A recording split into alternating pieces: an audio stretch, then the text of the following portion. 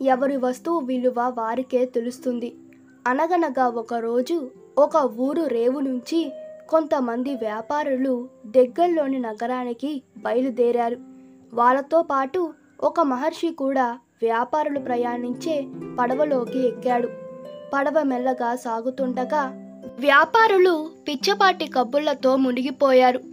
వజ్రాల హారం వేసుకొని మరీ బయలుదేరారేంటండి? అయినా వజ్రాలు హారం వేసుకోపోతే నగరంలో పని జరగదా ఏంటి? ఒక వ్యాపారి చూసి నవ్వుతూ అన్నాడు ఇంకో వ్యాపారి, నువ్వు మాత్రం తక్కువ తిన్నావేంటి? 10,000కు ఉంగరాలు పెట్టుకోలేదు. అయినా డబ్బు ఉన్నప్పుడు దాన్ని ప్రదర్శిస్తేనే కదా విలువ గౌరవం తగ్గేది అంటూ ఘాటుగా బదిలిచ్చాడు రెండో వ్యాపారి. ఇంతలో మూడో వ్యాపారి కలగ చేసుకొని, డబ్బు లేనివాడు ఎందుకు కోరగాడని పెద్దలు చెప్పిన సామెత.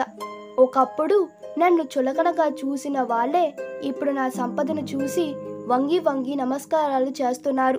ఇదంతా సంపద వలనే కదా అంటూ చెప్పుకొచ్చాడు. మీరు చెప్పింది ముమ్మాటికి నిజమే. అయినా ఈ లోకంలో డబ్బు లేనిదే ఏ పని జరుగుతుంది చెప్పండి? మధ్యలో కలగ చేసుకొని అన్నాడు నాలుగో వ్యాపారి. అలా అందరి ఆస్తిపాస్తులు, వాటి వల్ల దక్కే గౌరవాలు మొదలైన వాటి గురించి మాట్లాడి అలసిపోయిన ఆ వ్యాపారులకు ఏమి తోచక మహర్షిని ఆట పట్టించసాగారు. నీ దగ్గర ఏముంది ముసలోడా అన్నాడొక వ్యాపారి. ఆ మహర్షి చిన్నగా నవ్వుతూ, నా దగ్గర ఏముంటుంది నాయనారా అంటూ జోలె నుంచి ఒక పెద్ద శంఖం తీసి చూపుతూ, ఇది తప్ప నా దగ్గర విలువైనది ఏమీ లేదు అన్నాడు. అయినా ఊదితే ఆయాసం తప్పించి ఆ శంఖానికి ఏమొస్తుందిలే అంటూ వ్యాపారులందరూ పెద్దగా నవ్వసాగారు. దీంతో వారికి బదులు చెప్పలేని మహర్షి నవ్వి ఊరుకున్నాడు. పడవ అలా నది మధ్యలో సాగుతుండగా ఉన్నట్టుండి వాతావరణంలో మార్పులు జరిగి బలమైన ఈదురుగాలులు వచ్చాయి.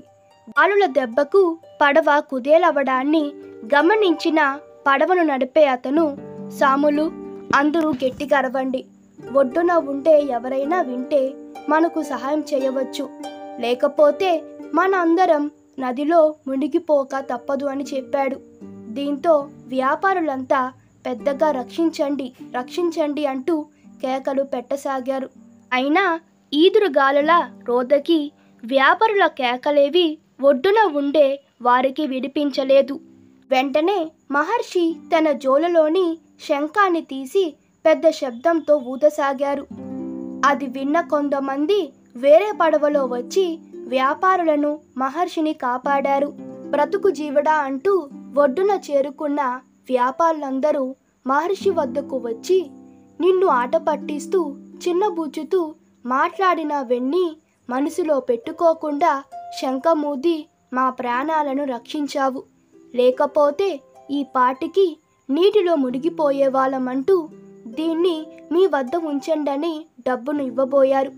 అప్పుడు మహర్షి నవ్వుతూ, నాయన్లారా, డబ్బు మనిషిని ఎల్లప్పుడూ కాపాడలేదని మీరు తెలుసుకుంటే చాలు, నాకు ఈ డబ్బుతో పని లేదు అని చెప్పి అక్కడి నుంచి మెల్లగా నడుచుకుంటూ ముందుకెళ్ళిపోయాడు.